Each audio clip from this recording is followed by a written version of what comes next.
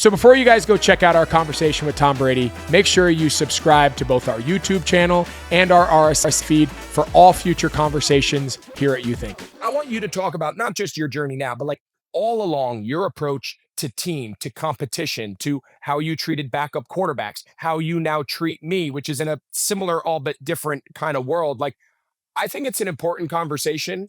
I've been very comfortable with sharing it with you and sharing with everyone else. Like, Yeah. I'm cool. Like, I kind of think it's cool for you and I in this moment to kind of show like Yeah. we can both want to be great. And it doesn't mean I want either of us to be bad.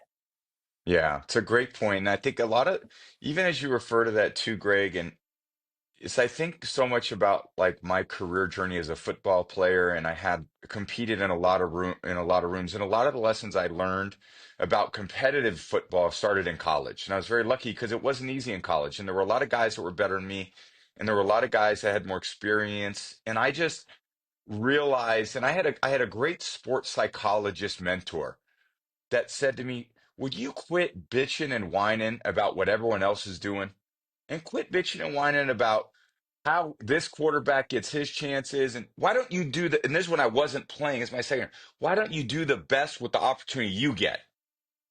And I was like, man, it totally shifted my mind because before it was always me comparing myself to other people. And it was like, well, if he does bad and I do good, then it's good for me. And the reality I learned was it didn't matter who did good because there was a year, my third year, where I didn't play and we won a national championship. But I got a lot better because the only person I was focused on practice was myself and how I needed to prepare in case I was called upon and ready to go. Because I never knew when I was going to get my chance because I went to a place that was competitive. And when I started worrying about my opportunity and my chance, I just worried about the work I was putting into it. And I finally did get my chance in my fourth year, and I played pretty well. And I played my fifth year, I played pretty well. When I got drafted, I went to the Patriots. And I thought, man, I'm never going to get a chance. No, I didn't think that. A lot of people thought, you're in New England. You got Drew Bledsoe. He signed a 10-year, $100 million contract. Tommy, you're never going to play. And I was just like, what do you mean? I'm just going to work and I'm going to do what I always did, what I learned in college. And I knew that if I was ever going to get my chance, I was going to be ready to go.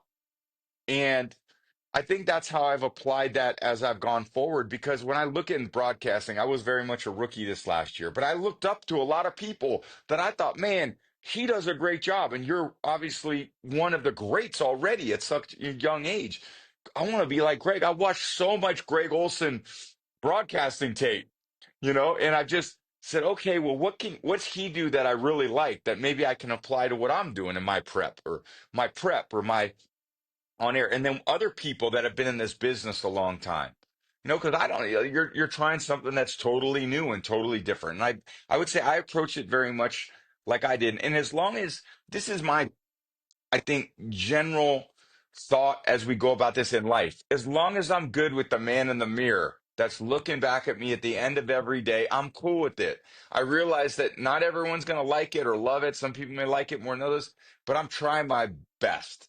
And if I try my best for me, that's how we should look at life. Whether you're a broadcaster, a football player, or teacher, or coach, or parent, there's parents that probably come home and go, man, I suck today, at this. But you got to look at yourself in the mirror and say, okay,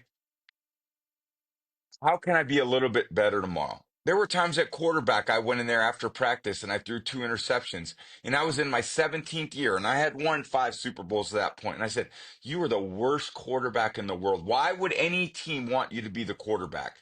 What do I got to do tomorrow so I can come out and be better? And I think that's all it is, Greg, for me is I'm trying to be cool with the man in the mirror. I really am. I'm trying to be proud of the person that shows up and does my best, knowing that it's never going to be perfect. I'm always going to want to be a little bit better. And I think that's the beauty of our connection too. Like, I'll be here for you for anything. That's the reality. You ask me anything from now to the rest of my life because you've been available to me. And that's what a great teammate is. And there's a part with our jobs that, people want to write about that I don't give a shit about any of that. I just care about my relationship with you because I know if I'm cool with you, that's all that matters. And I know that when you call, I answer. And I know when I call you, you answer. When I got a question, you answer it.